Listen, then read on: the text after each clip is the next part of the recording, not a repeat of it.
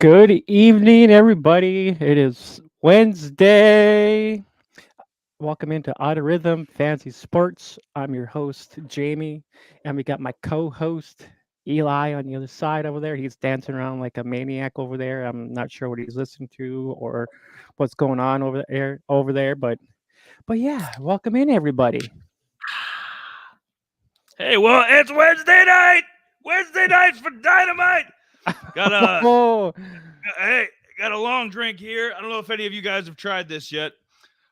Just came out, I think, within the past year, 6 months. But oh wow, uh, really it's crazy. one of our brands. Yeah, it's pretty good stuff. It's like a cranberry vodka kind of cocktail thing. This is the first time Interesting. I've tried the cranberry. I'm gonna let you guys know what's up, and then Yeah. I'll let Jay get into things. One second here. That's not bad. That's actually not too bad. I actually tried that. You know how Bush has their like, cran apple or apple butt beer and stuff like that. Yeah. I actually tried the peach, which they had a tall boy, and I'm like, ooh. So I actually tried What it was out, that? and actually I didn't mind it really. It wasn't too bad. I mean, I thought it was gonna be like kind of a horrible taste or any, but no, it was pretty similar to like the apple. So I mean, it wasn't bad or wasn't like a bitter. It wasn't like, oh, gross. So the infusion was like almost like just right, almost perfect. But they got cases out now and whatnot. So yep. Oh, I was gonna say get used to Bush Light and some other brand Miller, but right. I think Bud Light might be dead. Maybe It DOA, probably will be after this. Dirty South with uh, lawn mowing. That's the way to do it, Don. yes. Donovan says the Dirty South and some lawn mowing. LFG. Donovan says peach You know beer. what? I just subscribed. It's get it. You uh, know what? Get out of here. You know what? Donovan, oddly enough, he unsubscribed, but everybody else needs to subscribe. Can't even talk right now. I think I need another sip of this long drink. You know what? If you uh, haven't joined our Discord yet, the hell are you doing? What are you waiting for? Get on the Discord. There's always, especially, if you want more of Donovan, if you want more of me, Jay, of course, some other characters we have on there. Discord is it's open grounds. It's welcoming. It's a good environment. And yeah, you it know what? is. If they can't do Discord, Jay, where else can they find us? Where can Well, they find us? Well, if you don't ever catch our live streams, I mean, we're always out there in the airwaves with the fingertips and these little weird things that you see on your phones, and you just tap a button and you're poof, you're there. We're on Spotify and Apple and something's called Google. I didn't know Google even existed, I didn't know either. Oddly but I enough. guess I guess it's out there though. But yeah, you can catch us all on those platforms. Our Discord link is actually in the description. So There's yeah, Discord right there. you look at that. He's like, oh hey, get that off there. I see something nudie. No, I'm just kidding. But no, Stop but yeah, watching that he granny porn. hey, go keep it PG in here now. Yeah, No, I'm just right. kidding. But no, yeah, if you don't catch us our live stream, you can catch us all on those platforms as well. And if you guys can, give us a review. I mean, we haven't had a review yet, so I mean, give us Need a one. review on Spotify and Apple. Google's. I'm pretty sure Donovan maybe gave us a review. I'm not sure exactly. I haven't had an opportunity to check it out, but on Apple, I know we haven't had a review, and Spotify, I haven't seen some stars or whatever heck it is on Spotify. So, but yeah, come on over, give us a check out, and everything is it's out there. Just get on the app, get on the little apps, and just type in our stuff. This is kind of how it works. Yeah, if you love us, you hate us, you think we're mid, as the kids would say, give us a review. 1 star, 5 star, don't matter. Yeah, Just help us out. for sure, for sure. So, by the way, have you seen the news lately with, the people in this little submarine going to see the Titanic and just lost at sea, supposedly. That's It's honestly, I was gonna say, man, it's crazy to hear stories. You know, Titanic's over 100 years old. It's like if you're a wrestling fan, it's like the Montreal screw job or the NFL. The immaculate reception. There's always these folklore kind of things with whatever you're into, and the fact that we're still talking about the Titanic over 100 years later. Even after this Discovery in I think 1985, and then the movie obviously in the 90s when we were kids, and but yeah, it's tragic. I know there's still people are still fascinated by it, and they're still traveling down there to try to I don't know. It's a sad story. I just think people should excuse me. I think people are blown. I think at a certain point, it's almost like a fossil at this point. Oh, most definitely. It's so deep. It's so deep at sea, and submarines. I mean, they're obviously we have 100 plus years of technology with submarines, so stuff doesn't really go wrong that often. But I just tend to think at this point we know what we're gonna know. I mean, there's been documentaries up the. I mean, there was one I watched a couple years ago. I think it was on Netflix. There's been documentaries, movies, expeditions, everything. I just think at a certain point, I mean, if it's going to become risky and people are going to risk their lives and get in situations like this, I just leave it alone. That's just me. I wouldn't personally get down there and try to view any of that. We got TV and YouTube. We got this YouTube. Everything. Oh yeah, most definitely. Just the crazy part thing is that just seeing some of the stuff now in the news that these guys are all. I mean, they can't get out and with all the safety features that they have on there. You would think some of the safety features on this submarine would be activated for them to resurface and whatnot. So I mean, that was kind of the main thing, I guess, from what I heard, that all these safety features that were taken for this thing, you would think these things would have happened, and it wouldn't have been lost at sea or whatever. But they should have put some more like technology or beacons and stuff like that, so that they can actually see where the sub is without, I guess some of those things that they weren't taking precautions of. It's like, all these things that if something does go wrong, hey. But enough of that. Everybody is not here for Titanic talk. So I mean, we're all here for fantasy football. I mean, we might, hey Jay, we might sink their ship, but that doesn't mean that they need to be hearing that nonsense, because it's Wednesday, it's football time. Let's get in a good mood. Football. God damn it! This is underrated, man. I have to give you one. They gave me a six from work. They gave me a 6-pack, so I'm gonna have to drop a couple off for you and Molly. Yeah, I might have to, man. I might have to check that out. Who knows? I might be drinking some peach beer. I'm gonna need some of that peach. Apparently not Donovan, though. Donovan's a hater. Yeah, Donovan's hating on me. Donovan, come on now. But so everybody, we're gonna jump into some, or we're gonna dive. I don't know, blow ourselves up over this AFC South division that. Oh God. I don't know. We were like contemplating to just not even talk about it, because what is there to talk about? I guess we should just end the show now and call it good, right? Yeah, this would have been, and we're notorious for kind of taking weeks off. I mean, what can we say? Stuff comes up. This would have been one of those weeks. We could have been like, are you working on your truck? Are you working on your tractors, Jay? Like, I got some ladies to take. No, but you know what? We committed to this. We said we were going to do 8 divisions. Here we are. Yep. And we're gonna deep dive on and in and around the AFC South.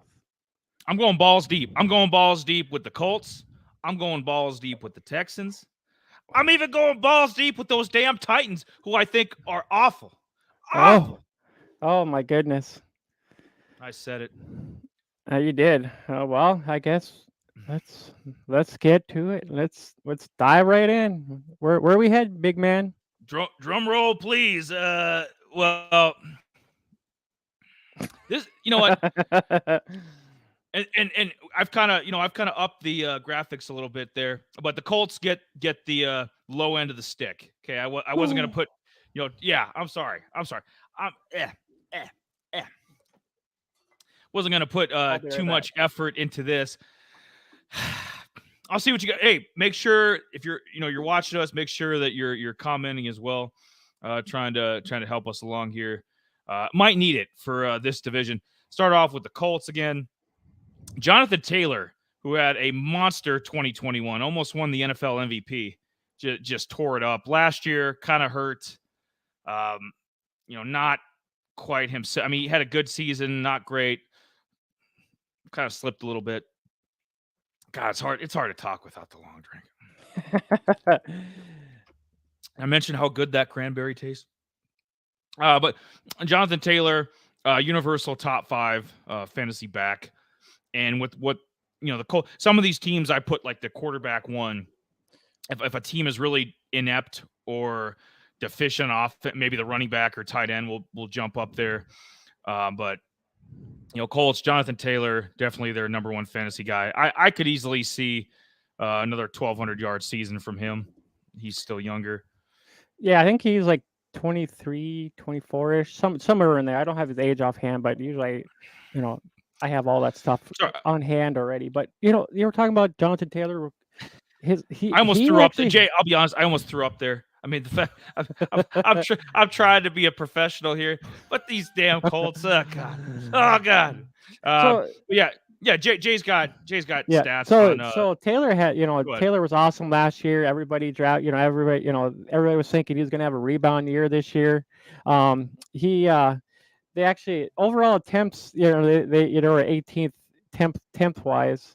Rushing yards, they were 23rd with 1,866 yards. I mean, that's not a lot from what they had last year. I mean, if you think about, Taylor, he had like 1,200 some odd yards last year to Taylor only having 861 yards this year. And he finished 22nd overall out of all the running backs, which is not great. The guy he kind of had some injuries too as well. But everybody, drafted him first overall last year, and pretty much he gave everybody a big old kadoosh, So it's just like, hey guys, yeah, I'm not playing this year. See you later, kind of thing. But yeah, there was a lot of factors involved too. I'm not going to put it all on Taylor, but most definitely was awful.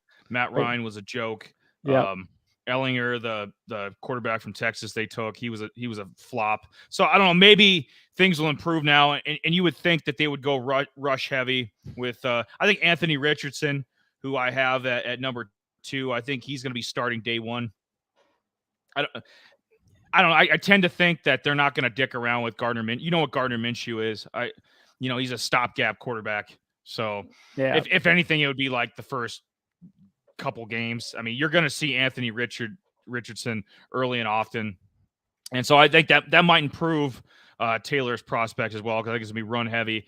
Shane Steichen, kind of bringing over that Philly offense over to Indy. So there's upside here. I don't think there's any upside with the Titans. I'll be honest. When we get to the Titans, like there's not a lot of 2023, 2024 prospects, and a lot of maybe I should go dark when we do the Titans. Maybe I'll turn my blue light on. But no, Anthony Richardson, who I have a number 2, I think he's going to be starting from damn near day 1.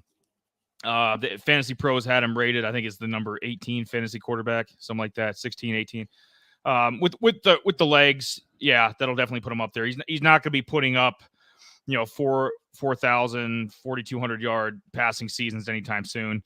Maybe somewhere along the lines of Lamar Jackson, where it takes him a few years to really start. That's who my comp is. That's who I'm thinking with Richardson. I'm thinking he's like a hybrid between Josh Allen and Lamar Jackson, which are two of the probably top 5 fantasy quarterbacks in the league. So those are good comps.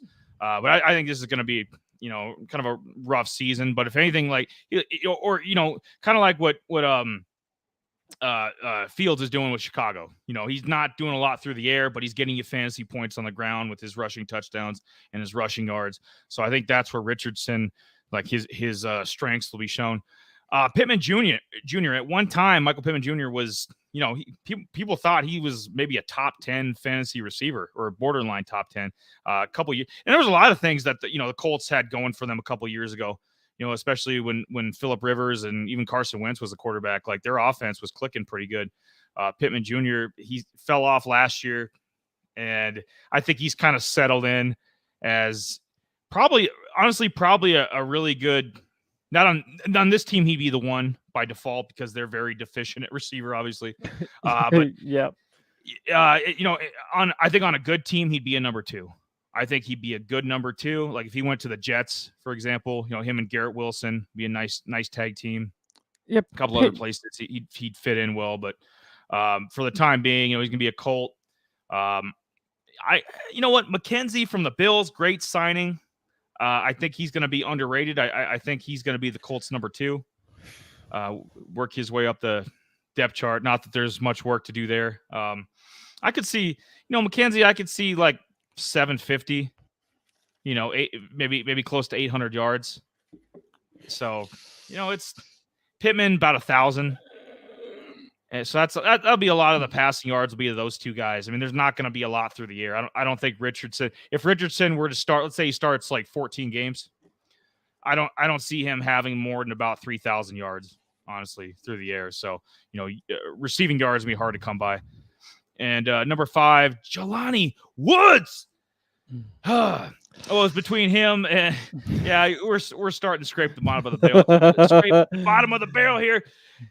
Mo Alley Cox or Jelani Woods. I like Jelani Woods' upside more. A couple games that he popped last year. I think he's solid. I mean, he's on the bottom end of the tight ends. Obviously, probably somewhere in the low, high 20s, which isn't very good, but good enough to start, but not. He's nowhere near Evan Ingram or some of the other guys. Some of the other guys that we're going to talk about in a few minutes here, but. And then, you know what? I won't totally shit on the Colts completely. Talk about Josh Downs, Jamie's boy from UNC. He's kind of my sleeper. And part of me wanted to put him in here because of, how disinterested I am in Jelani Woods. I almost wanted to put like a rookie receiver who's probably going to be 4th on the depth chart. I almost wanted to put him in my top 5 here because it's not a lot to work with here. But Downs was a stud at UNC. Him and your boy Drake May tore it up. Downs, I could see being the number 3 guy. I do easily. And down the line, if Pittman Jr. is traded or demands to get out of there, or if stars align, or Josh Downs is capable of being potentially a number 1 someday. Not a great number 1. He's not Chase or Jefferson or any of those guys, but I think Josh Downs has the capability to be a maybe a lower end tier 3, receiver 1. So those are just my initial impressions. Like I said, Colts. I'm done. I made it through. I didn't throw up.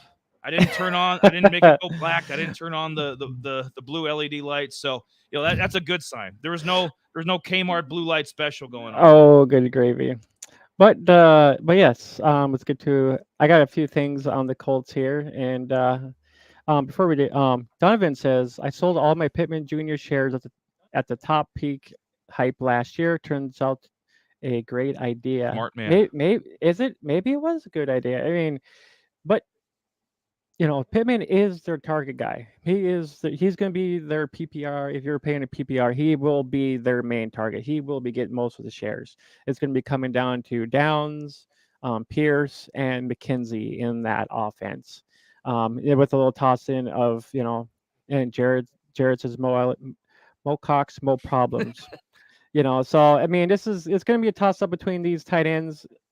I mean, far as them actually getting tossed to the tight ends, it's going to be really iffy. I mean, with Richardson being able to run a little bit here and there, I think that's going to reflect just a little bit because I just don't think, it's going to be a different offense for sure. Seeing someone, with his caliber of talent in there, it's just, we don't know what's going to happen offhand. So I got something here real quick. The Colts, they actually had a total of 28 total touchdowns between rushing and receiving. So they had 8 rushing touchdowns last year. So you can just goes to show they were just terrible. And they had, which was 30th overall for rushing TDs. Yeah, I can see why. Receiving touchdowns, they had 17, which was 25th best out of everybody. Overall, they were still 32nd with, they had, total of 28 some odd touchdowns. So they finished dead last in all those. I was gonna say, Jay, is that strictly receivers that got 17 touchdowns, or was Yes. that Yep. with Yeah. tight ends? No, that's all their all, with everything. All their Well, tight ends, good wide God, receivers, everything. 17 that touchdowns that's total. that's pathetic. That's It is. pathetic. It is. Because I mean, how many 2 touchdown games did like Mo Alley Cox have or Jelani Woods? I mean, some of these guys. So I would say at least what 8 of those touched 8 to 10 were through tight ends. Yeah, probably more than likely. That's I mean, Pittman, yeah, yeah, definitely. He's going to be Pittman. their target guy. Some might Yep. argue, like, if Tim or somebody was up in here, they'd be like, oh, well, what about Alec Pierce? Jamie's probably higher on Alec Pierce than I am. I think that Josh Downs is going to jump him. I like McKenzie. I think he was underutilized in Buffalo. And I can see Pierce being the number. He'll probably start as the number 3 guy, 2 or 3 guy. But I think by season's end, he'll be the number 4. Like Downs and just by attrition, these guys will all jump him. But yeah, Pierce, you could argue could be in the top 5 here. I think Jay's got a graphic for him. Yeah. You guys. I just wanted to talk about if you could find the Colts pass attack real quick. They actually had total of 398 total, receiving throughout the whole thing, and they finished 8th. So I mean, they were kind of trying to do something, but I mean, their receivers were good. I mean, they didn't drop a ball as much as they only had 8 fumbles. I mean, 8 fumbles throughout their wide receivers is not bad, but they actually finished first with all their wide receivers not being able to catch the damn ball. They finished 20th in the passing. 300, 3,000, 3,800 some odd yards passing. You can see all this stuff in the graphic that we're talking about. So, yards per catch about 9.7. So they weren't breaking off, getting, they weren't breaking off, getting long catches and stuff. So they actually finished the 30th. So I mean, they need to do something. So hopefully Josh Downs can come in and get that yak yards that they need. Improve their offense. For as far as first downs, they actually had 193 of them, and that was 13th overall. So for their wide receivers, getting first down from them. So likely, I mean, that's 48% of them actually, getting the wide receivers getting them a first down, which is not bad. But 26, I mean, it's still down there. But their fumbles was just horrible when it came to wide It's almost. receivers. I was going to say, quick, Jay. It's almost a Pittsburgh situation. That's very similar. The receiver. I mean, Pittman Jr. He's going to get catches. He always has. He's going to get sometimes some yards. They don't score touchdowns. Yep. Same problem is in DJ Moore when we get to the Bears and we talk about some of the NFC teams. Like, it's the same issue. They don't score touchdowns. Like Pittman, you can't count on him getting 7-8 touchdowns. He's going to be what, maybe 3 or 4. Yeah, more than likely. I know you kind of liked McKenzie. I was actually looking at McKenzie Love a little McKenzie. bit. I don't See that? honestly. See that? I don't like him one bit. He's been in the league 6 years already, and if he was such a great wide receiver, why hasn't he had 1,000 some odd yards already? He doesn't. But I can point to Richie James from the Giants. There's a couple other journeyman guys that have popped. Kadarius Toney was a failure with the Giants. Now he's arguably a top 20 fantasy receiver with the Chiefs. So I mean, sometimes the second team, like I said, sometimes they pop. Evan Ingram, who's coming up a little bit, he's another example of McKenzie's going on. We'll wait and see. But yeah, no, I get Alec Pierce. Like I get it. He's and you're gonna explain, but yeah, I get why people are. McKenzie's on his 3rd team already. He got drafted by the Broncos, then he got shipped off to the Bills. Now he's on his 3rd team. So last year he had 400. McKenzie had 423 receiving yards. He was only targeted 42 times. His average, 10 yards per catch. That he had his longest was 30 some odd yards. 4 touchdowns last year. He was targeted about 68 times. Not bad. I mean, in PPR, he'll be, he's a wide receiver, 126. And that was coming from Fantasy Pros. I mean, overall in drafts, 134th. So more than likely, McKenzie's not even getting drafted. I was looking at these two. Alec Pierce, he actually had 593 yards, which is not bad at all for him coming in being a rookie. That even it makes him look even better than McKenzie. McKenzie's only 5'8". Alec Pierce he's 6'3". He's a taller dude. I mean, he came in, he had 2 touchdowns, yes, but I mean, I think that both of these guys are going undrafted. To me, it comes down to it's going to be Pittman. I think it's going to be Pierce and Downs. I think it's going to be between Downs and McKenzie, because looking at McKenzie, he's only averaging like 400, 500 yards a season. So I think Pierce is the better prospect in this aspect. But that's what I think, anyways. And quick as far as Josh Downs, I did a couple mocks here the other day. He went in undrafted in one, and I drafted him in the 13th round. So right now, Downs is going to be he's going to be a late flyer. You can get him almost absolutely free. And this was a 12-man. So in deeper leagues, he might be getting drafted, but he'll be in the deeper rounds. But it's too early too as well. So that's my outlook on Alec Pierce, better than McKenzie. They got, well, like I said, Fantasy Pros has McKenzie listed as the number 3 receiver right now, and Pierce is the 2. Yeah, average. Well, let's see. Yep. Well, in wide receiver wise, 66 overall, but 148th in ADP. Yeah, so, there's subjective. I mean, and that's why we do this, is to kind of, he's going to have, or somebody else might have a different opinion, but it's when you're dealing with limited resources with teams like this let's be honest, the offense is trash. Until Anthony Richardson gets going, which might take a couple years. I mean, this is going to be a bad football team. This is probably going to be even with Shane Steichen as the coach, it's probably going to be a bad offense, at least for this year. Yeah. So, I mean, this is not good. Alec Pierce, it's subjective. Like, you could, a lot, and there's no debating. I feel there's no debating the top 3. And if you want to switch around the order, that's fine. Taylor, Richardson, Pittman.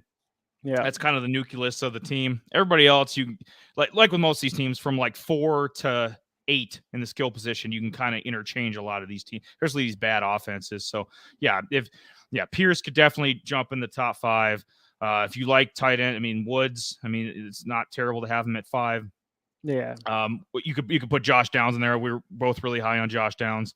McKenzie, I think, I tend to think that he has the capability to pop if he has the right situation, the right number of targets, that he's not going to be 1,000-yard receiver or anything crazy, not going to be Pro Bowl, anything like that. But in this offense, there's a chance for him to be the number 2 or 3 receiver. That's just, and Jay thinks that, same with Alec Pierce. So, and Alec Pierce is younger. I get what he's saying. He's younger. There's more upside. Yeah, so, and that's what I think. That's what I think offhand. I just think Alex Pierce I think he's a little bit better prospect than McKenzie. McKenzie's been in the league already 6 some years, and I just don't see him really like doing much with what he's already had. I mean, he was already. I mean, if you think about it, he was the Bills' number 2. Well, actually, probably number 3 actually, because they had Gabe. So I mean, he was just kind of like a number 3 in that offense. So really, I mean, it didn't really help him out much, anyways. And he was with so overall, his stat wise, he was only averaging 400, 500 yards a season, which is not a lot. He might have a couple touchdowns up in there, but I think Alec Pierce is just the better prospect. Yeah. I was trying to find. I was going to look at their the market share real quick, but I don't have any of that stuff written down. But my website is the market up or is it down? my website keeps freaking crashing on me for some odd reason, and it's kind of annoying. But I guess we can go on to our next team, I guess. Yeah, I'll be honest. I've had enough of the Colts. Yeah. So unless anybody's going to chime in or something. Yeah. No, I'll while you do that, I will I want to look at their target share real quick. I just wanted to see where they were going Yeah. for Yep. while we Definitely. pop this. Yep. While we get on to the next topic, quick. Okay. Oh, come on. Yeah. While Jay's doing that, I'm gonna bring you the Houston Texans. Oh yeah, business is picking up. We were talking about Dameon Pierce. I think so. We did that mock draft, right? Or so, Jay was talking about him a couple weeks on the show. Like somebody took him like way higher than he probably should have been. But Yeah. I'm fine with that. I'm fine with making bold moves like that. Somebody took him like high second, I think. I'm fine. Dameon Pierce, before he got hurt last year, I mean, he was on the same trajectory as Breece Hall. I mean, really, I mean, this guy was an absolute stud. There were weeks where he was the top fantasy back in all of football. I think at least two of them I can think off the top of my head, towards the middle of the season last year, early season. So, yeah, Dameon Pierce, definitely the crown jewel of the Texans offense. He stays healthy for a full season. I think he's capable of 1,300 yards. I think this guy's that good. 1,250, 1,300 yards, maybe 9, 10 touchdowns. I mean, that's a monster season, especially for this Texans team that's rebuilding. Number 2, Dalton Schultz. Love Dalton Schultz. I thought he was underrated in Dallas. I mean, you could argue he was definitely a top 10 fantasy tight end. You could argue he's a top 7. I mean, he was putting up numbers every year. I mean, he was always between 5 to 8 in terms of when he was on, he's healthy and rearing to go. He's always in the 5 to 8 range for tight end targets, yards. Wasn't like the touchdown machine like some of these guys, but I mean, he was always putting up stats with Dak and the Dallas offense. And I think it was time to go anyways because Kellen Moore, moved on. I think Kellen Moore worked well with him, but I'll see what Bill O'Brien can. No, not Bill O'Brien. I'm thinking of like the Deshaun Watson days when he was the coach. Yeah, there you go. Right. I was like, didn't he go back to the Patriots to be their OC? But yeah, we'll wait. And it'll give the young QB. Can't even talk right now. God damn it. Oh. Give the young QB Stroud nice reliable target to work with. And Dalton Schultz, yeah, I have Fantasy Pros has him, around I think 11 or 12 for tight ends, but I have him a little bit higher. I have him. We did a ranking overall with a young buddy of ours. Me and Jamie we did like a tight end ranking, and I had Dalton Schultz at number 10 overall, and that sounds about right to me. I think he's that good. C.J. Stroud, the rookie, not huge on him. I like Anthony Richardson, over the course of the next few years more. This season, definitely I like Bryce Young more. I like Hendon. I like Hendon Hooker probably more than I like C.J. Stroud. The kid the Lions took, if they ever move off Jared Goff or injuries ever happen, I like Hooker a lot. C.J. Stroud, I mean, he showed what he could. He showed what he can do. Get a peach beer. Yeah. Right. That's exactly what I need. Yeah, Donovan says, "Get that man a peach beer." Yep. He could tell I'm struggling through this. I'm like, I gotta talk about the Texans. God, I'm trying, guys. I'm trying. C.J. Stroud. Yeah, I'm not that high on him. Fantasy Pros has him like a mid to late 20s QB, which sounds about right. I mean, he'll probably put up some stats. I mean, he showed what he can do against Georgia in the game last year in college. So, but a lot of these Ohio State quarterbacks don't pan out. I mean, even Justin Fields. Justin Fields is a good fantasy quarterback. He's not winning any games. I don't think he's going to win any this year. So, kind of a stretch, but the guy's coming up. I mean, there's a reason why C.J. Stroud is number 3. If this is the Bengals, he wouldn't crack the top 5. Some other teams, he wouldn't crack the top 5. I'm not a C.J. Stroud guy. Number 4, Nico Collins. I guess by default, I know some might argue Jay's got a graphic for John Mechie. Some might argue maybe Mechie being healthy this year can jump up to that number 1 spot. But just for the times, for what he did last year, and just for argument's sake, we'll say Nico and losing. losing Brandon Cooks too. I guess Nico Collins by default's the number one guy. I don't see him having more than maybe 800 yards receiving at the most. And then number 5, Daryl Singletary, or Devin Singletary. I don't even know the guy's goddamn name. It's Devin Singletary. That's how little I think of this guy. This guy he's trash. There's a reason why the Bills discarded him. Got rid of him like a paper sack. I mean, yeah. If you think about it, he came from a smaller school. He was, FCS. He wasn't in the FBS or wait, FBS or whatever which one. There's so many colleges. Yep, you better go snag it. You should have got 2 for the show, man. But I mean, Devin Singletary. I mean, it might change. I mean, it'll be kind of a smaller. Singletary will come in like third down. They'll probably Pierce will be Pierce will be your 1-2, first second down guy. Then you got Pierce or not Singletary maybe 3, third downs. Singletary will come in, So I mean, Damian Pierce was their leading rusher last year. If Pierce didn't get injured before last few weeks, he would have had 1,000 yards rushing last year as a rookie. Yep, he had 220 carries last year. So I mean, he was getting bulk of the carries. Houston was targeting the wide receivers 53% of the time. Their running backs 24% of the time, and their tight ends about as the same as running backs. So you can kind of see where they were kind of meshing. So I mean, they were kind of tossing it around quite a bit. But their wide receivers were Cook's getting good majority of those receptions.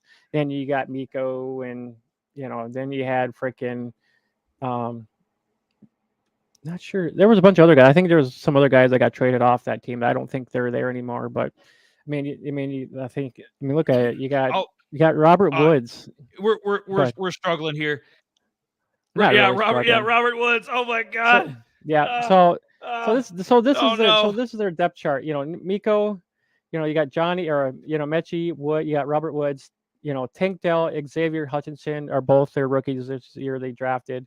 Noah Brown came from the the Cowboys. They got Amari Rogers. You got Amari Rogers that came from the Packers, and Stephen Mims Jr. So I mean, this is a very, very young wide receiving core. And base average of 24-ish. Exception of Robert Woods, who's pretty much on his downwards looking down. Yeah, he's 30, 31-ish. So I mean, Robert Woods, after his last, these last 2 years, pretty much after he had his 9,000 some odd yards with the Rams, after he got traded, he pretty much went downhill pretty quick. So Robert Woods is 33. Yeah, this guy's 33 years old. He is done. Get the shovel. Bury him 6 feet deep. Needs to happen. But Jay, before I think you want to get into Michi, which I understand. Give me 1 second here. I'm gonna bring up Tank Dell because I am pretty high on him. I'm not a Nico Collins guy. I mean, it's like when the Packers started with Lazard last year as their number 1. It's kind of a joke. It's kind of a joke that Nico Collins would ever be anybody's number 1. But I like Tank Dell, the kid from Houston that they took. He's kind of my sleeper. Had the last 2 seasons with the Cougars, had over 1,300 yards receiving. Last year, had 109 grabs, 17 touchdowns. It's a monster season. No, it's a D1 season. It's a monster year. And, got him in the 3rd round. A local guy. He was at Alabama A&M before that or something, but before he transferred to Houston. But, I could see Tank Dell moving up the depth chart pretty quick as well. Him and Michi could definitely be the 1-2 eventually. Because I'm not Nico Collins is number 1 by default. He's not that good.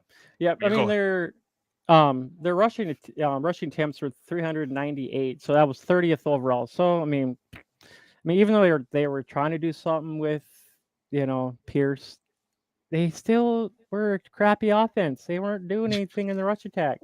Just a little bit. Rushing yards, they were 31st with 1,400 some odd yards. It just goes to show that they weren't great. 7 rushing touchdowns, 4 of them came from Pierce. So it's just like, oh my God, their offensive line is horrible. I mean, I think they did try to get some offensive people to try to help out Stroud. So hopefully, maybe they can change this around a little bit. rushing, with rushing first downs, about 90 of them came from, they were 29th overall. That came from um, running backs. Their rushing first down percentage was 22%, and that was 26 overall.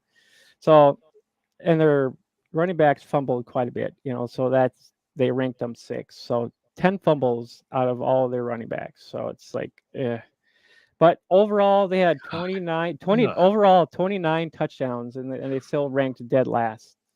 Yeah, it was not the greatest. If you think about their pass attack, the reception wise, they finished 19th. 332 receptions. 3,600 some odd receiving yards. 25th. Not horribly bad, but at least they were doing with what the players that they had. Touchdown wise, 18th. With 20 of them, from wide receivers. I'm sure a good majority of them came from, some of the tight ends and Cooks and stuff like that. So a lot of that came from there. Reception wise, reception wise, 150 or 159, which was still 31st overall, or 27th overall. Sorry.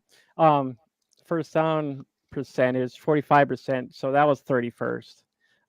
Fumble wise, they only had 2 fumbles from their whole wide receiving core, which was 28th best. So at least they know they can actually hold on to the damn ball. But yards per reception about 10.4. So not not a lot of breakaway speed, or well, not speed, but a lot of their wide receivers breaking the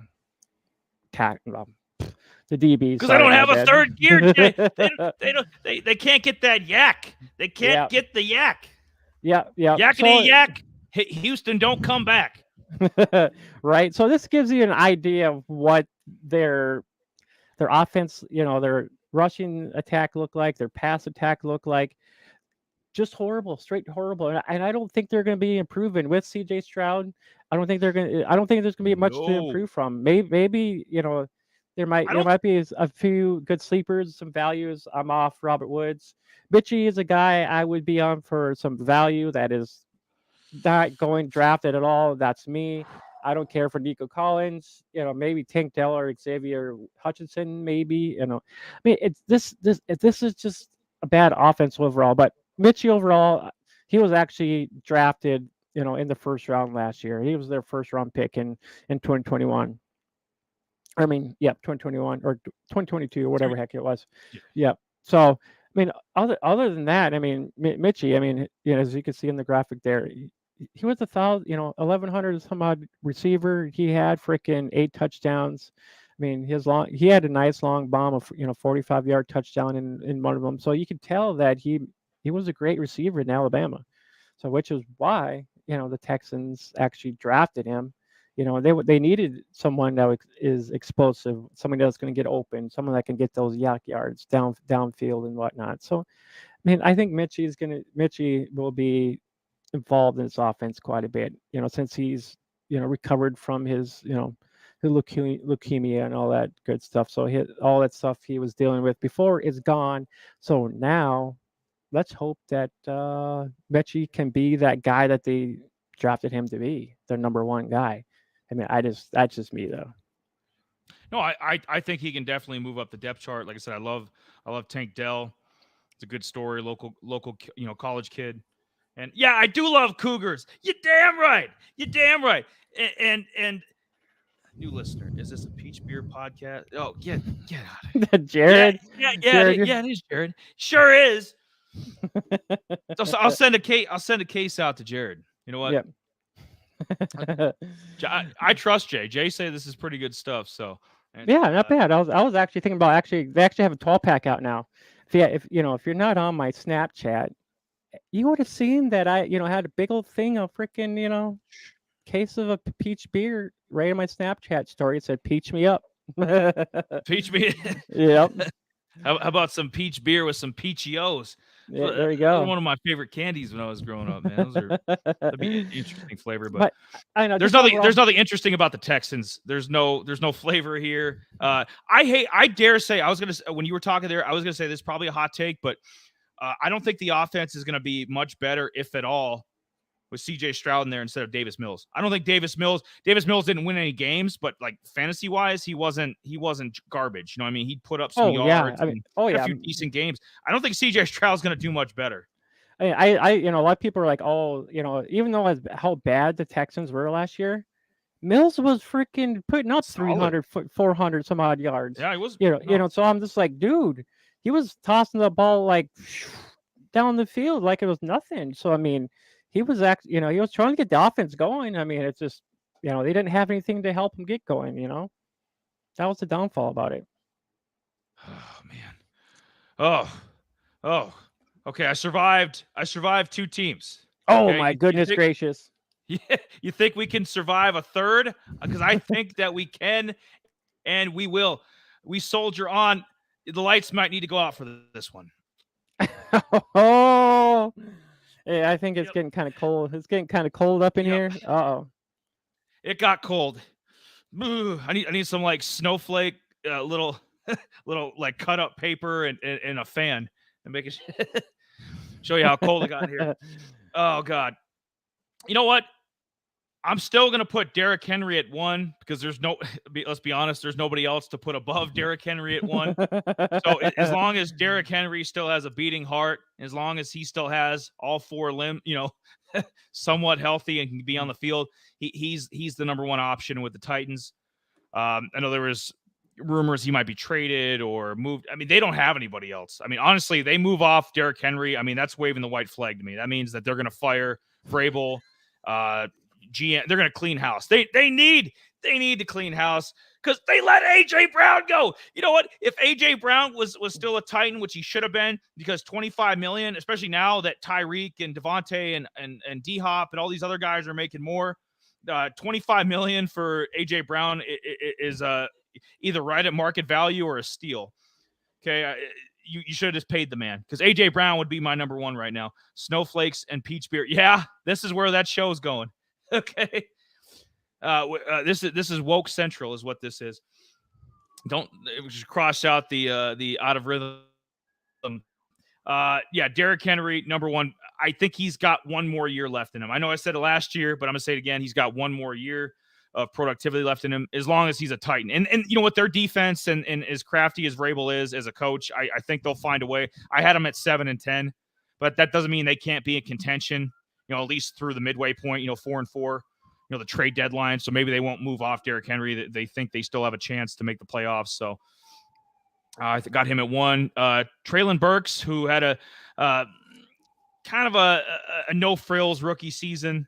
He's still got the size. He's still, he's going to get targets this year. As long as he's healthy, Treylon Burks should be their number 1 guy and solid. I can see Treylon Burks, just maybe shade under 1,000 yards. Definitely. I think he's definitely capable of that. 950, 1,000 yards, something like that. Especially if it's not that damn guy who I'm going to mention here in a second, Will Levis. I don't like him. He's what I worry about. Treylon Burks at 2. Mr. Okonkwo. He kind of came out of nowhere last year. Had especially the second half of the year, he was probably a top 10, top 12 fantasy tight end. And now Fantasy Pros has him, I think, at number 12. So yeah, he really is market. Market really went up. Jay would probably maybe have something more on him, but I don't have draft position or where he's gone so far in 2023. But I just remember what I saw at the end of last year and where he fits into this offense. Definitely their number 1 tight end. And I think he's at number 3 because I'm not that high on Ryan Tannehill. He's at number 4. Not, he's just not that good. That's why they're always looking to upgrade from because he's not that good. They took a couple years ago. They took Malik Willis. He can't play. I mean that is if he was a first round pick that would be worse than Jamarcus Russell. I mean this Malik Willis kid cannot play. He is awful. Do you really think Will Levis is going to jump Ryan Tannehill on the depth chart? Because I don't. Because Will Levis is terrible too. So, and I'm glad Tampa didn't take him, and some of the Jay's probably happy Dallas didn't try to take him or anything. Ryan Tannehill, I think he survives another season if he's not traded, midway through, if the Titans fall out of it. Ryan Tannehill, he's somewhere in that 21 to 24 fantasy quarterback range.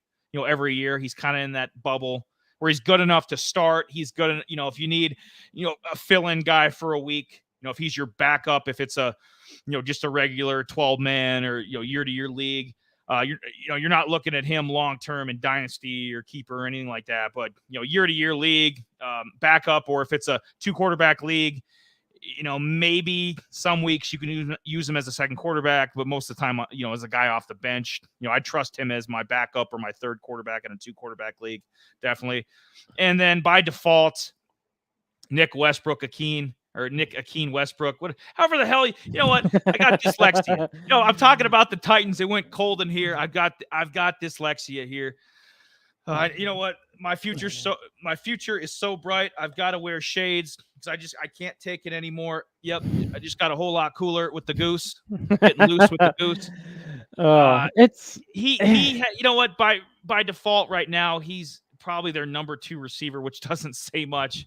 I mean, we're scraping the bottom of the barrel. I've said that a couple times with this division so far, but they just Westbrook, or Akeem Westbrook, like maybe 500 yards, 550. I mean, just nothing to write home about. But yeah, he had let's see here. He didn't have much. He had 395 or 397 yards. I was trying to be nice. Maybe he could have a better year as a number 2.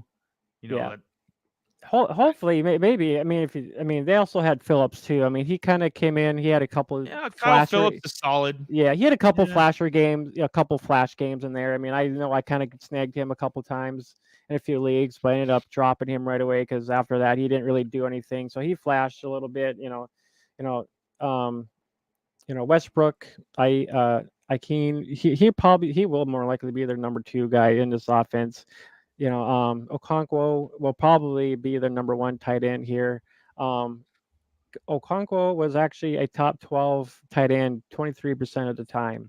So, I mean, tight end, top 5-ish, 11% of the time. So I think he's going to be a good tight end for everybody to target in later rounds, because I think he went in later rounds for sure.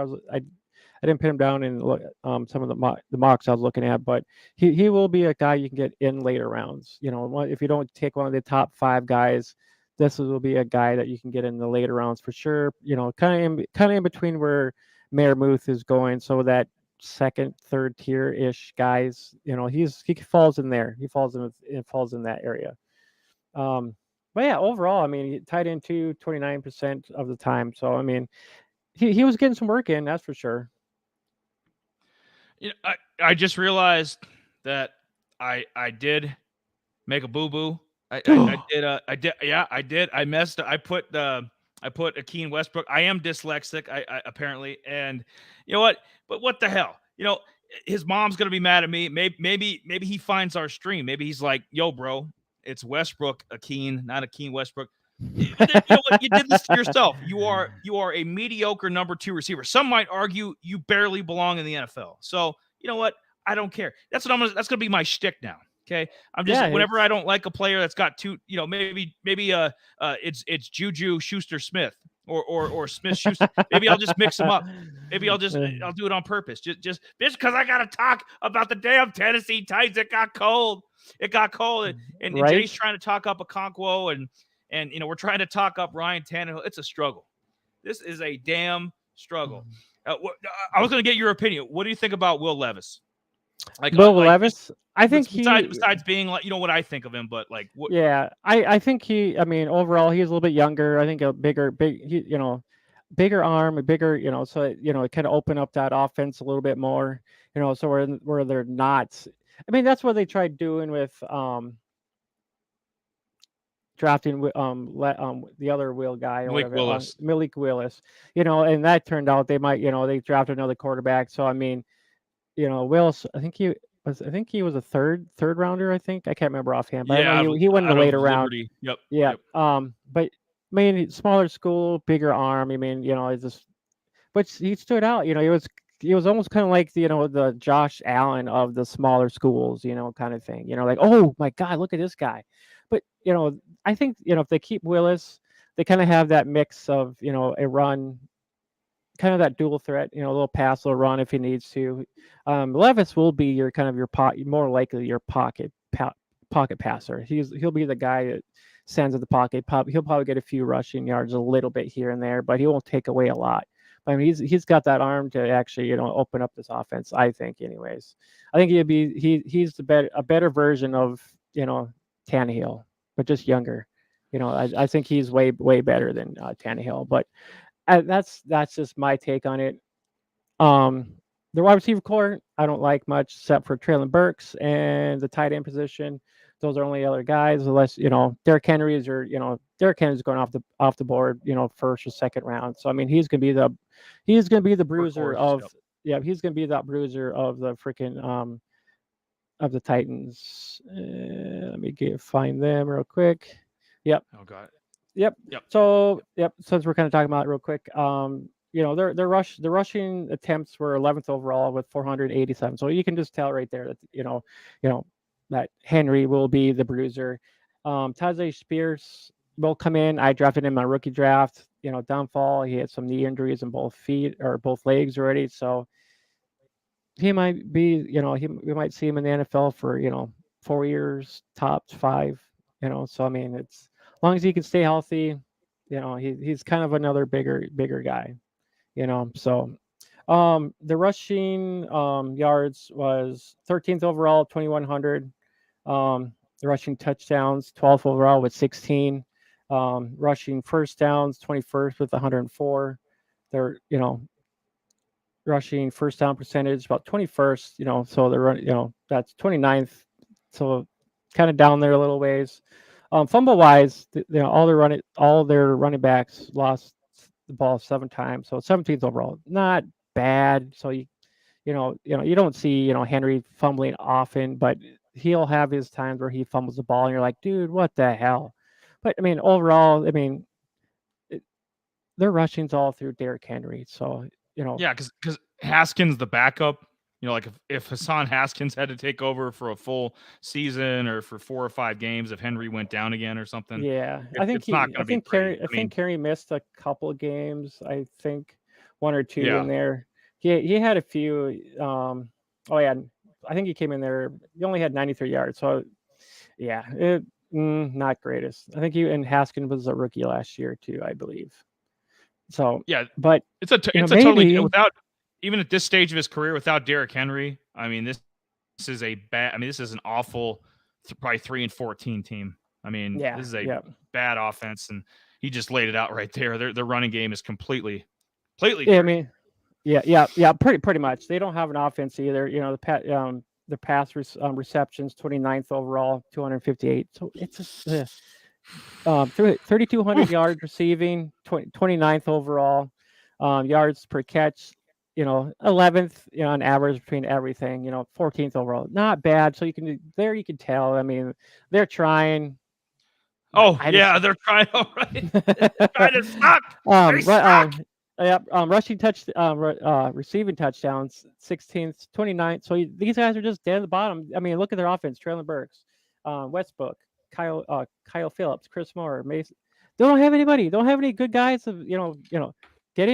Get Hopkins, man, and that'll blow the off everything right there. Boom, done it. Everything. Stop dicking around. Go get I got cold. Sorry. Go get D-Hop. Why he visited the team? Like why was Derek or why was DeAndre Hopkins not signed on the spot? Is what? No crap. Back to their incompetence, Jay. Like the fact that they let AJ Brown out the door.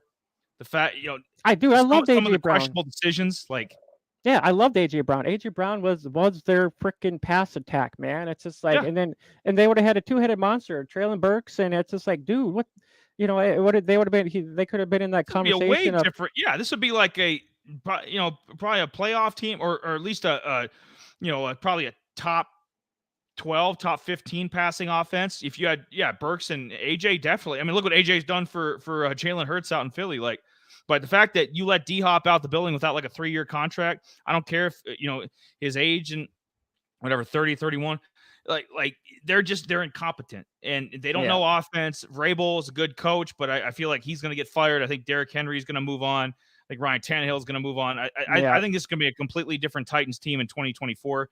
And if Will Levis is your future, I'm cringe. Yeah, I mean, with no weapons around, no weapons, they're Damn in the weapons. they're in the same boat as the freaking Texans. Titans had a total of 34 touchdowns, which was best for 24th overall. With 16 touchdowns from their freaking rushing and 16 from their freaking pass attack.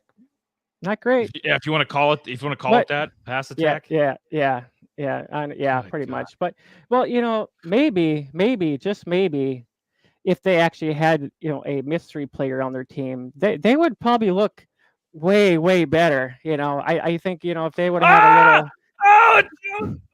No. Oh, he needs to come back. Him backing up Derrick Henry. Ooh.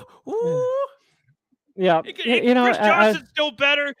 Chris Johnson's he's better than Haskins.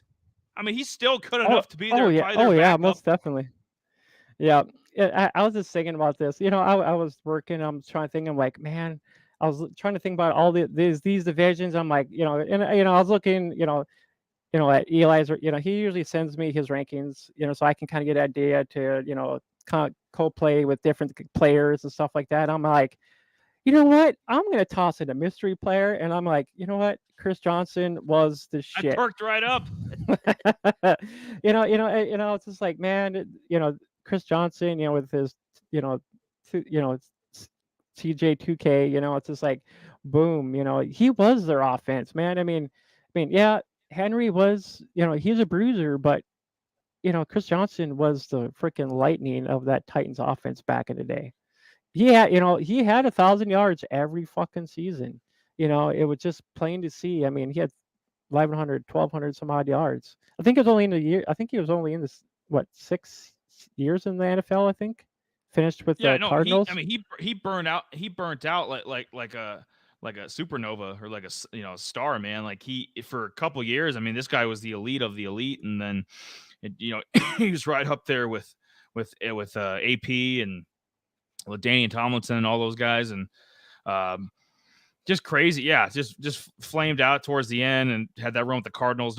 Nobody really remembers. So, but yeah, no, the fact that they've pissed away like two, and they, not like long-term Hall of Fame, Barry Sanders kind of 10-year kind of. I mean, Derrick Henry is gonna be a Hall of Fame back, but they've pissed away two of the best running backs of the last 15 years, easy. Oh yeah, most definitely. They don't know what they're doing in the front office. They keep running through mediocre quarterbacks. They're just dumb. They're just a dumb franchise. They've had some good seasons here and there, and a couple deep playoff runs. But they're a dumb franchise. Don't know what they're doing on offense. And I'm so glad I don't have to talk about them anymore.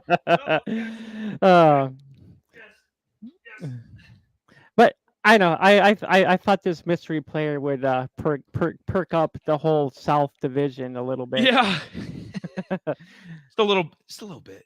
Yeah. Yep. Oh, looks like we have a newcomer in here. So JD Sports Henry says Henry because he's getting old and he has to get washed up eventually. I agree, but there's just nothing else there to work with. He doesn't have the best supporting. Yep, 100% agree. Yep, he also goes and says he doesn't have the best supporting team now either. No, I mean we just talked about it. I mean it's trash. It is. I mean they're going to get there. I mean if that offensive line with the poor quarterback play with no weapons on the outside, like I said, I like Okonkwo. He's solid, but like they aren't. Derrick Henry is going to be a one-man show. They're going to load up the box, and this isn't Derrick Henry from a couple years ago when he was the pretty much the MVP of the league or right up there. Like they're setting him up to fail, and it's all their own fault. I'm sorry. Yeah. I despise the Titans. I know you like their logo, Jay, but they are incompetent. Get Yeah, them out of here. Get them it's out of here. it's in the middle of our background there, buddy. But I yeah, know. he also goes and says that the only thing is Hopkins would kill Burks' fancy value. Honestly, I don't think it would. It's give or take because A little look bit. at he'll. I mean, it probably would a little bit. I mean, more of the targets would go to Hopkins. He would get the leftovers. I mean, these guys would be close. I mean, if they did happen, if they get, just to say, if they had gotten Will Levis in there and they had Hopkins, I could, Will Levis would be tossing the ball like crazy. He'd be tossing throwing beers out there. Here, guys, here you go. Here's one for you. Here's one for you. Here's one for you. I mean, Here's one for the D. Here's one for the DB. Here's one for the linebacker. Here's one for the defensive tackle. Here's one for the kicker. Yeah, it'd be about a touchdown interception ratio of about 18-18 with this guy. But I think overall, if that did happen, they this would, their offense would look a lot different. I mean, Burks, everybody would go, Hopkins, and then leave Burks open. So I think this would be a fair, wise place for him to land. But it all comes down to money too, as well.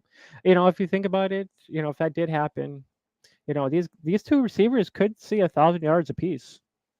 Hopkins might have a little bit more reception wise, target wise, but with Burks, him being young, and with him maybe getting a little bit less targets reception wise, I think he can make up for that though. If that did happen.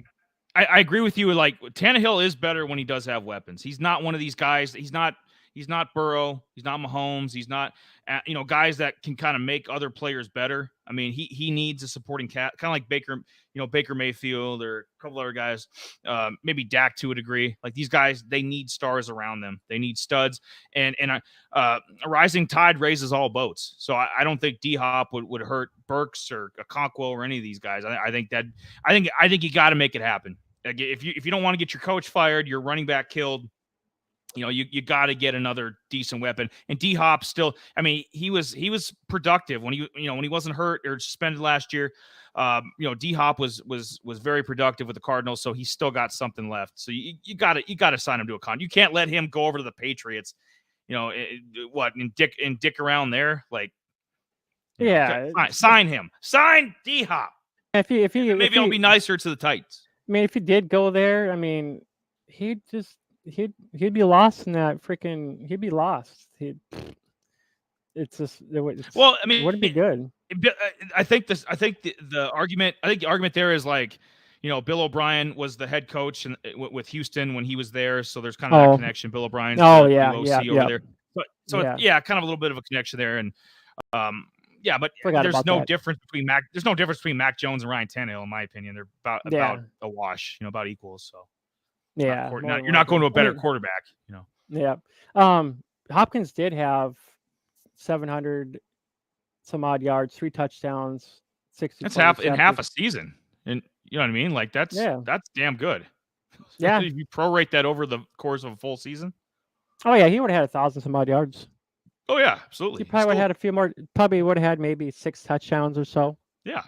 Not D-Hop from his heyday, but I mean, still a damn good year. Oh yeah, more than likely. Yeah, not double digit touchdowns, but yeah. Can we? The main event. I guess if you want to, I mean, we could just end the show here. Oh, not so fast. Yes. There's no mistakes here. No grammar errors. I thought we were done. No. There's 2 segments. There's 2 segments. There's one that we actually kind of do need to talk about, and then there's this other lovely beauty here, the Jacksonville Jaguars. A couple years ago, like, they were in the doldrums, but Trevor Lawrence just boomed last year, especially under Doug Peterson, the coach. This guy is going to be in the MVP conversation. I call my shots. Right now, Fantasy Pros has him rated number 8. I think he jumps up right where Burrow is at. Burrow and Lamar, I think he's right in that 4, 5, 6 range. And if nothing else, I mean, Josh Allen, if Josh Allen keeps deteriorating, since he lost Dable, who's with the Giants now, especially last year, Josh Allen wasn't as good as he was in 2020, 2021. I could see him jumping him too. I mean, Trevor Lawrence could be, right up there. Like he could probably maybe be number 3 in terms of fantasy quarterbacks. I mean, this guy, he's got the goods. He's got the weapons now. The sky's the limit. So he's definitely the number 1 Jag. Etienne, I like Travis Etienne. He took over from the dearly departed James Robinson, who's probably out of the league now. Took over from him, I think game 3 or 4 last year in terms of being like the feature back, and just hit the hole from there. Had I think over 1,100 yards rushing. He stays healthy. I know he was hurt all 2021, but he didn't have any injury issues last year. And I don't think he's going to have any this year. I think he's going to be a stud. I think he'd be a top 10 fantasy back. And so I put him at number 2. Love me some Evan Ingram. Really came into his own when he got traded over, or I think he traded or signed. He was something, but he was with the Giants. Another guy, like Kadarius Toney, dying with the Giants, comes over here. Evan Ingram, I actually have him at number 4 overall. Not AFC, I have him right behind TJ Hawkinson. That's how good of a season. Yeah, that's how good of a season I think this guy is going to have. Fantasy Pros has him at 9. I have him at 4. Evan Ingram. Oh man, could be a like 900, 950 tight end. I mean, he's and you throw in, probably 7 touchdowns. I mean, that's a high end tight end season. That's not quite Kelsey or Andrews, but that's right in that top 5 range. And then the receivers, to me, these guys are interchangeable. Couple different places, CBS Sports, Fantasy Pros, like we mentioned. Couple different places have Ridley higher than Kirk, but I like Christian Kirk. I like the rapport that he built with Trevor Lawrence the last couple years, and Kirk. There were weeks, especially earlier in the year. There were weeks where Kirk was in the top 5 for fantasy receivers. Like I know one particular week he was the number 1 guy. So he's capable of having monster weeks. Had over 1,000 yards receiving last year. I think he's going to repeat that. I think it'd be a lower, right around the 1,000 mark, because Calvin Ridley's going to come in. He's going to take some targets away. And what a coup. What a deal that they made to bring in Calvin Ridley. Falcon, I know they kind of had to move off him. He had some gambling stuff and some mental health issues going on, and I'm glad he got that's all that's in the past. Ridley comes in.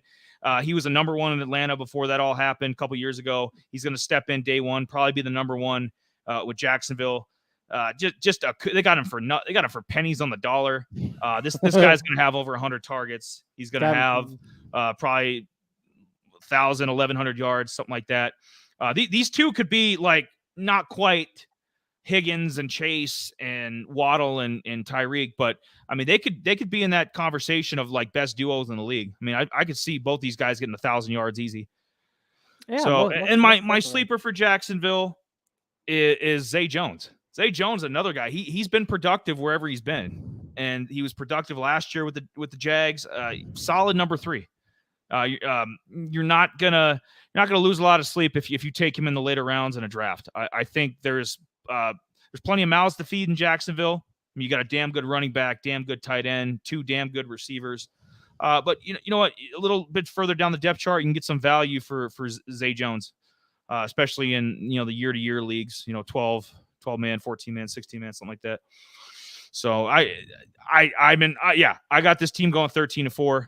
And I'm in love with this team. I think they're going to shock a lot of people. I think they have the ability to beat Kansas City and Cincy. I think by season, Doug Peterson got a raw deal with Philly. He won a Super Bowl there. They kind of, and everything worked out because Philly's kind of, they're rolling now too. But Doug Peterson's damn good coach. Offense is rolling, and Jay's going to bring you some of the stats to back that up. Back that ass up. Yeah, it's his team. He was a top 24 back 47% of the time. That's almost 50% of the time. So it goes to show what these guys were doing. I mean, they, compared to some college coach coming in with the last season of Ty Law, and just making them look like straight garbage, to a capable coach coming in and taking over and making these guys look like freaking pros goes to show. I mean, coaching is the key to making a good freaking team. It goes to show the Jags were just a horrible team last year, and they turned it around. Like, so I mean, they got some pieces. I mean, I love freaking Ridley and Kirk, but it starts with the run game too. If you don't have a run game, you have no freaking offense.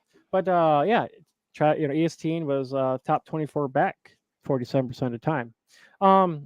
Their rush attack last year, they had 16 rush touchdowns last year. Forgot that's actually forgot to write down what that was anyways. So 14th overall. There it was. The rush attack. I just said rush attack. I'm an idiot.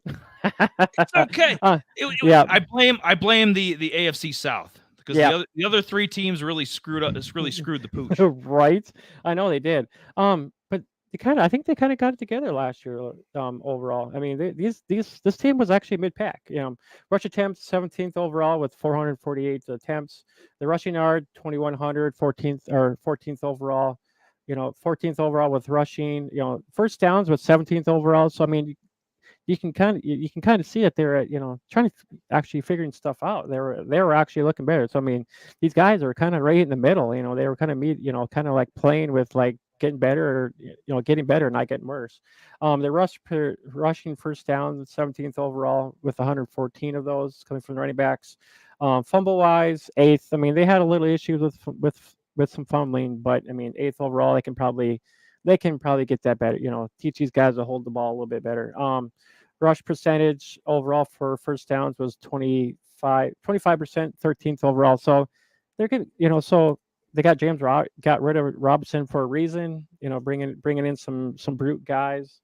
But yeah, I mean, and then they brought in Tank Bigsby. I like Bigsby. Yeah. Rookie So running back. I didn't get an opportunity to kind of dive into him a little bit. I was more looking at the wide receiver wise over there. But so I mean, my fault in not trying to look into Tank Bigsby. I know he was a rookie last year, but that was their overall rush attack there. So I think they'll probably get better. I think they'll get better. Get a little pass, get a little some receiving action up in there, and I think this team will be pretty damn. I think they could be I think overall, I think they could be touchdown wise. I think they can put up some numbers this year, and I think they could be at least a top 10 in touchdown wise. It goes to show. Easily.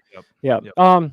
Their pass attack, 25 receiving touchdowns. Reception wise, they were 9th overall, which was totally crazy, 349. So, with Kirk being there, I mean, I loved Kirk a little bit. I did think he, with Arizona, they kind of nibbled him down. Hopkins was kind of there too at that time. So it's kind of like, Kirk wanted to, come out of his shell, and it showed last year. It goes to show that he actually came out to be a, pretty consistent guy last year.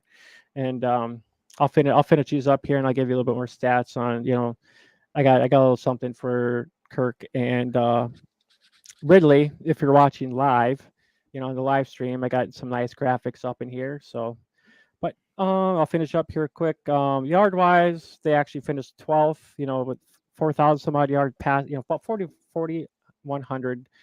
Passing yards. It's not bad. I think they'll probably rise. I'll probably rise up a little bit more. I'm sure they can see about 5,000 yards this year.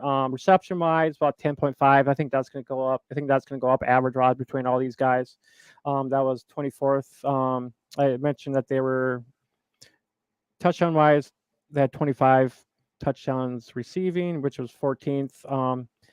First down receptions, 208.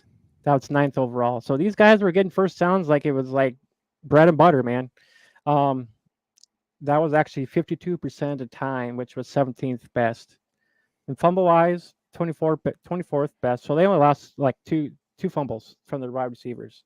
So these guys are, with these guys, with Kirk and Ridley being there, maybe they should only have one fumble this year, or no fumbles at all this year. Yeah. Ridley never had any fumble issues with Atlanta, and You know, No. Kirk has always been good at holding on to the ball. I think that a lot of this goes back to Doug Peterson just making easier throws for Trevor Lawrence. You know, Oh yeah. Yep. moving the sticks as often as they were. Yep. He's making it easier. You're gonna have a deep threat now with Calvin Ridley. I mean, you have Yep. a guy Let's see that here. can take it, 50 yards, 50, 60 yards on a dime. So there's so much to like about this team. I'm so my attitude just went up. I'm just like, raise the roof. Ooh. But yeah, Christian Kirk was a top 24 wide receiver, 52% of the time. So I mean, him being a wide receiver one was about 23% of the time. Wide receiver two, 29% of the time. And him being a wide receiver four, maybe 47% of the time. So you know, he's on the upside, not the downside. For his consistency wise. But I mean, overall, his actual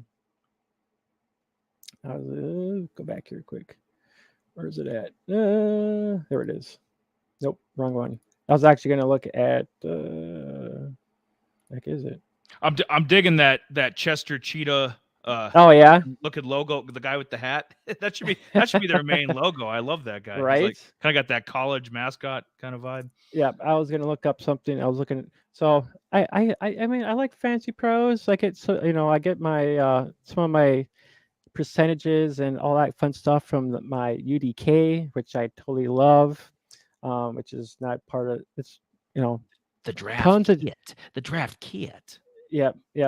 Just a lot of useful, grateful information up in there, which I love because it puts out. It shows 1 through 17 the whole week what they were, if they were where they ranked that week, and I loved it. I love it. But the only downfall, this thing keeps freaking, you know, breaking up on me. The website just kind of sucks. Yep, it's like, oh snap, something happened. Chopping you down at the knees. But I just think overall, between Ridley and Kirk, Kirk was, he had 1,100 yards last year, and Ridley's, I put in his stats from, like, I think it was 2021, 1,300 some odd yards, with the Falcons last year, 9 touchdowns. He was averaging 15.3 yards per catch, so he was, he had the speed to just rip them off, rip off these freaking long, nice yak yards. There we go. Finally, it's working. Kirk was actually, so there was a couple of them where he was wide receiver, 42, not 92, 53. Good majority of time. He's a top 24 player. I mean, he was balling out, man. But yeah, the other quick thing too is here. I was kind of curious between these two guys. It's like, is Ridley the number one guy? Will Kirk be the number one guy? Yeah. So it's a good debate. Yep. So it's, I was thinking about this while I was researching everything, and I'm just like, man, these guys, Ridley is the elite guy here, and I think these guys would be going back and forth between which duo can be the number one guy. Which guy's going to finish with the yards, and it's kind of like, I think Ridley will probably be their number one guy. Kirk will be their 1B, and he's not a wide receiver 2 in my eyes. Kirk is a number one guy. He turned it around going to Jaguars. So I'm thinking, who's no. I was going to ask you quick now. Who do you think in 2023 is a better prospect then? Jalen Waddle, because he's kind of a 1B himself, he's too good to be a 2, but not quite a, solidified 1, or Christian Kirk. So Christian Kirk or Jalen Waddle? Ooh. God, that's they're comps. They're kind of, they're very similar. I mean, if it's, and that's what I was kind of getting at here too with, draft position, because I actually did a couple mocks. Kirk was actually going in the 6th round in one, and he actually went in 6th round in another. So Ridley, on the other hand, was actually getting drafted in the 5th round and the 4th round, and I went in these 2 separate mocks. So you kind of get an idea that Ridley is He's viewed as the number one. Yeah, he will be that number one. People are looking at like, all right, well, he's the guy I want. But 6th round for Kirk, that's damn good value. Yeah, for almost another one B. Yeah, you're getting like one B, level production for a 6th round pick. I mean, that's highway robbery. Yep. 1, 2, 3, 4, 5. So Kirk only had 7 bad games. He had one.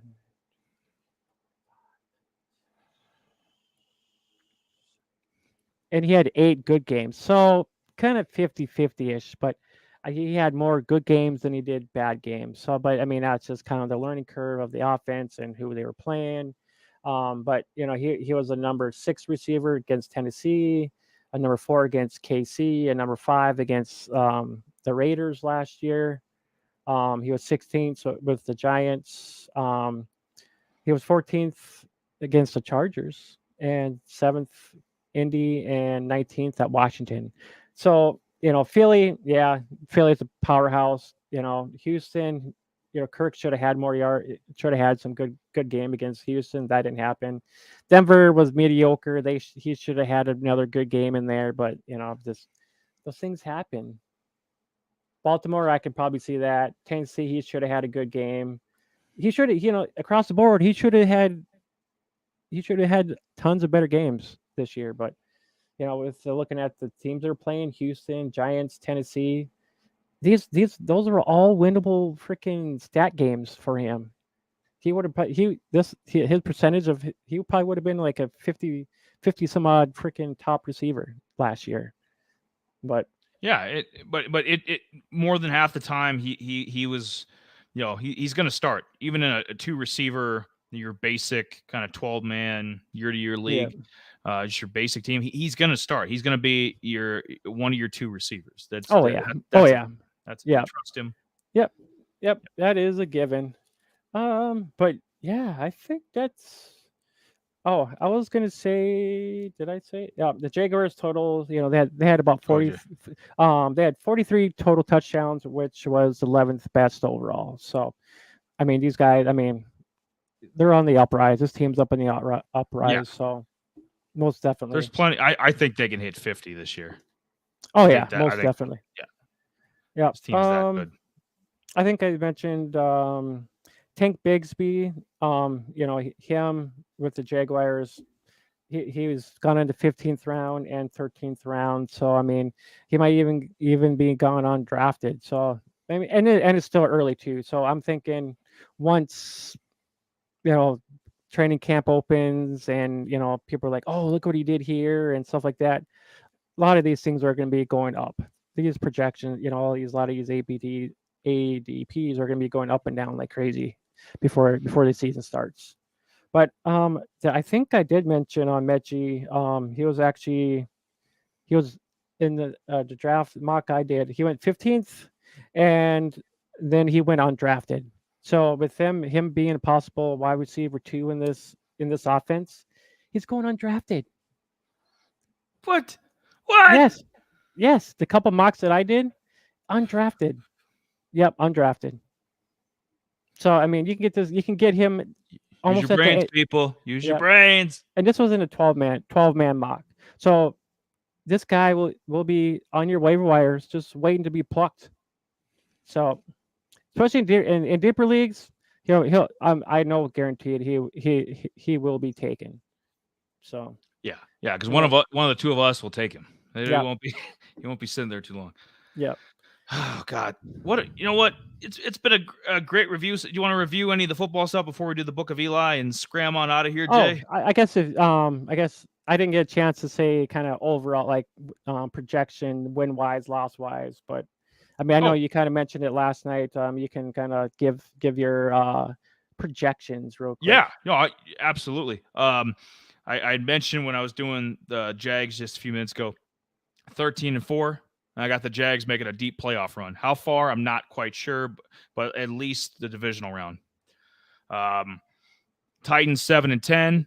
I think Henry, Tannehill, Vrabel, and the GM. I think they're going to clean house again. I know they fired the GM. I think last year or something, but and maybe the new one. Maybe he'll have new ideas. Maybe some of these draft picks pan out, or I don't see that happening. So yeah, 7-10, clean house.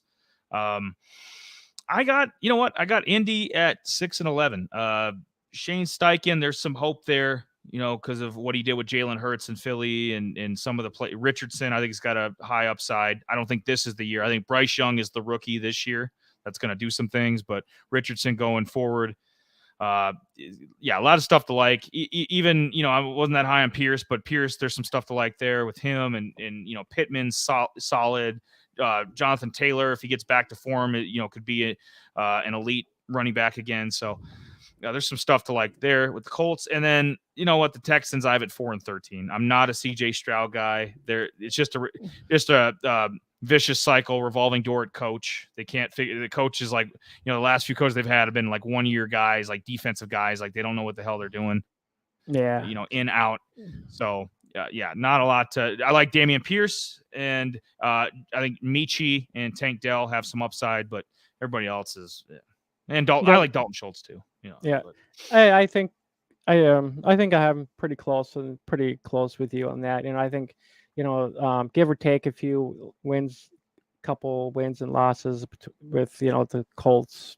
I think the Titans will be the second best, Colts third, and then the Texans will be there at the bottom of this division again. So it's going to be a few years for them to turn it around, especially with CJ being there. So yeah, I maybe 4 wins there, maybe and maybe 5 with the Colts, kind of somewhere in there. So I think that's my opinion there. And Titans are always going to be kind of 50-50ish. So what did you say with the Titans? 7-10. 7-10. Let's maybe 8 wins for them, I think. But yeah, I can see. Yeah, Derrick Henry bowls over. They win like 5 of their 6 division games or something. Yeah, there you go. I think 8 wins, and then I think 13, 12-ish for the Jags, somewhere in there. So that's kind of my opinion on wins and losses with that division. But yeah, I guess that kind of wraps up. Yeah, so that kind of wraps up our AFC South division. It was kind of brutal, but AFC I mean, South. somehow we managed to get through and pick and prod at some guys that we got through it. Yeah, we did. I think there's some hidden gems in there that people probably haven't seen yet or heard about yet. So I think there's some hope. I've been in some awkward. Yeah, I've been in some awkward positions. Trust me. And we got through it, and then there's a few bright spots. It's like with any division. Baseball is like that too. There's always going to be a few hidden gems, even on the worst teams. There's few good players on the A's. So I mean, they're professional teams. Everybody's got a little bit of hope. So in some form or fashion, the Twins don't have any hope because they let another stud go. The Book of Eli. It's open. It's open for business because Luis Arraez, they let this guy's chasing 400. This guy's chasing 400. Maybe it's a change of leagues. He moved over to Miami this year, and after 4 years with the Twins. But it's just another. And my main point here is, and so you can see some of the stats. All-star AL batting champ last year, and they still let him go. Career 327 hitter, and you see what he's doing this year. He's not a power guy, not a steals guy. OPS is good. I mean, but not, not like elite, but the average is just 398 at this point in the season. I mean, he's got like 264 at bats. I mean, that's crazy. I mean, that's almost half the at bats he had all of last year. So that's a good indicator that he's almost at the halfway point or roughly there in terms of at bats, and he's still at 398. But the fact that the Twins, they let Johan Santana go years ago. Obviously, Arrays last year. They have a history of doing this. They don't like the one guy they paid didn't pan out because he was a local guy. Remember Joe Mauer, the catcher? They paid him, but they didn't want to pay anybody else. Big Papi, and David Ortiz before he was David Ortiz, they let him go.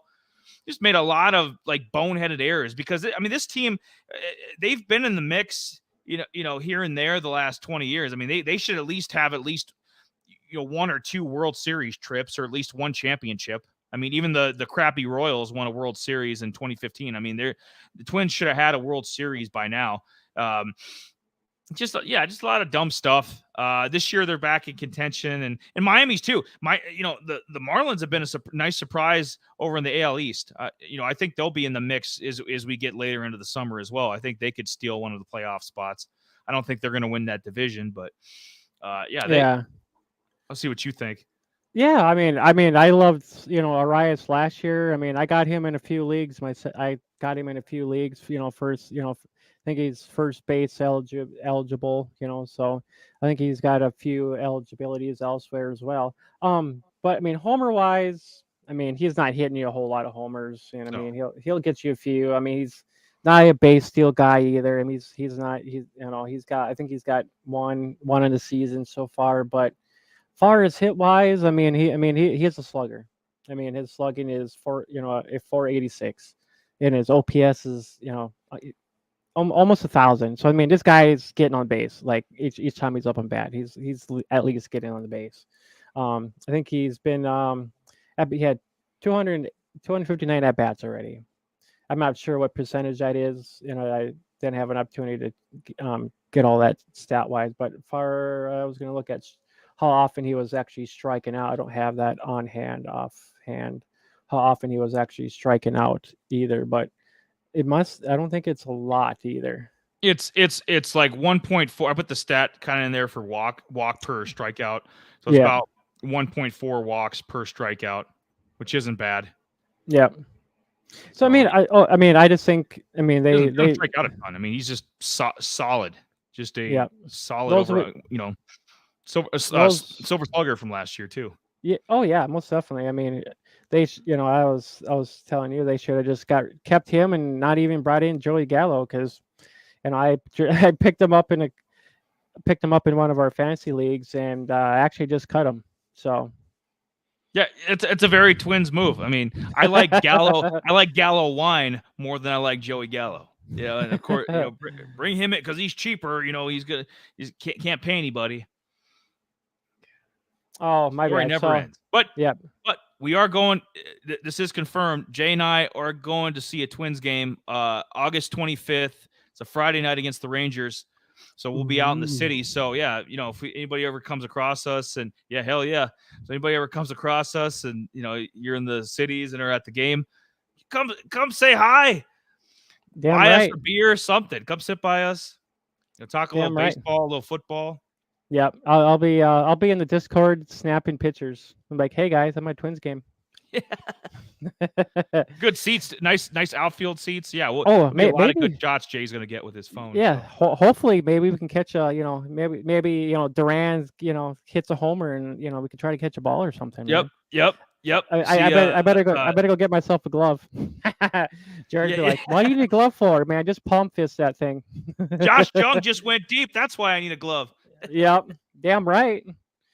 But yeah, I know I like Arias. I mean, he's the Twins made a mistake, but I mean I'm sure there's reasons why they let him go. They needed some pitching too as well. I mean, Pablo is not a bad trade for two decent guys that are valuable. So I think Pablo had a couple bad games here recently, but hopefully he turns it around. But other than that, I mean, both these teams they got a good trade out of the deal. Arias, great hitter. Pablo, he's a great pitcher. So, yeah, no, Arias,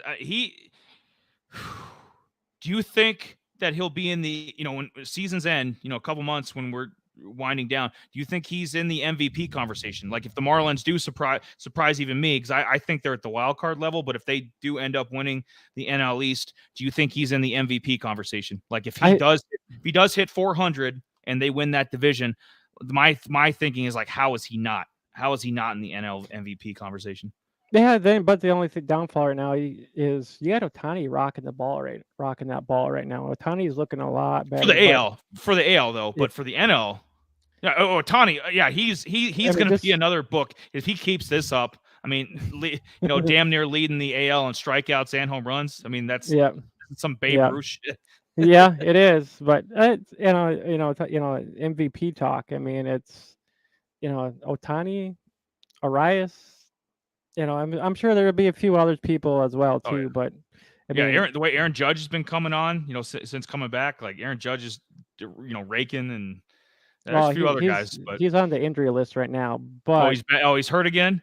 yeah, he That's came what back happens for. when we don't do. That's what happens when we don't do baseball streams. I don't have Donovan there censoring me. He doesn't. You gotta fix it. But Yeah, yeah, no. But for he sure. was hitting there for a while. I mean, he had Oh like yeah, yeah, 19 yeah, home runs out of nowhere. yeah. So I got him anywhere I could, if all possible. He got injured, was on the IL for a little bit, came back, played a little bit, and then he got injured again. So he's on injury IL for who knows how long. But oh well, it is what it is. yep. Sucks to be him. It is. It is. It is. But anyways, I think there. Stay tuned, everybody. I think there will be a baseball stream Monday. Kind of working out some stuff there, so there will be a baseball stream sometime Monday. Um, but working on all that stuff there. So don't be surprised if you see a little baseball content here Monday. So Good. eh, Channel needs it, and it's been a little bit. yeah, it has. I think it's gonna be you. Is Donovan joining you, or is anybody else joining you, so we can kind Yeah, of plug yep, it? yep. Well, me and Donovan, and yeah, I think I'll have a special guest possibly Monday. So, but I ain't gonna say words yet, anyways. So, then when I ruin if it does fall through, I might say, well, sorry, guest couldn't show up or whatever. So, but yeah, there is a good chance of us having a guest that day, and I'll be pretty happy for it too as well.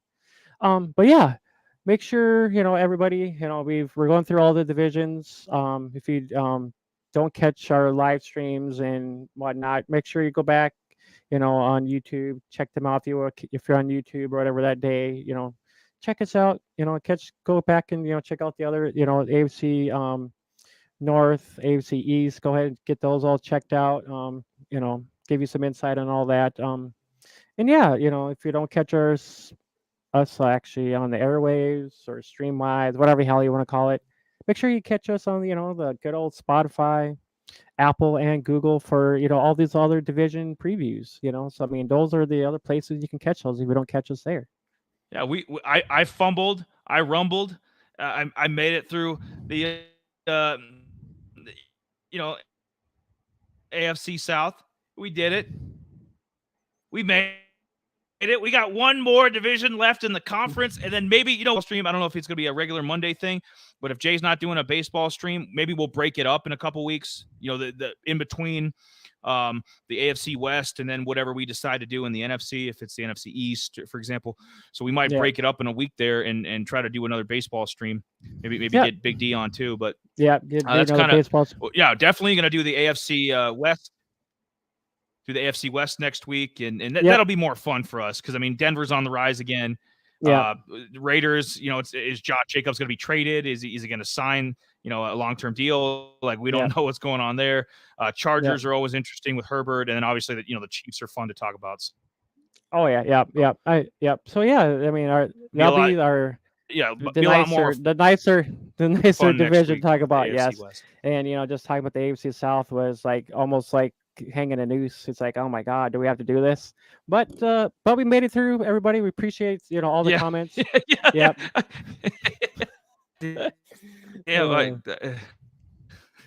Yes, it was just one of those nights. It was one of those nights. Oh well. We pushed through. We plowed through that. It's like Derrick Henry through the Texans defense, just plowed right through. But yes, make sure you like and subscribe to our channel. Give us a like. Share this around with everybody. We want to get out there. I mean, we don't have any ads or anything like that to help us promote our channel. It's all word of mouth. Doing what I can into Discord and Twitter, and getting the Twitter thing out there to try to get us out there a little bit more, so get us recognized a little bit more. So my goal is hopefully maybe 100 subs by the end of the year. I mean, that's at least that's my goal anyways. So That's what I'm shooting for, at least 100 subs at least or so, and grow our Discord as well. So, but I Get up in think there, subscribe, like, support. There might be some, I'm thinking about getting a graphic. I always wear those hoodies, those sleeveless hoodies.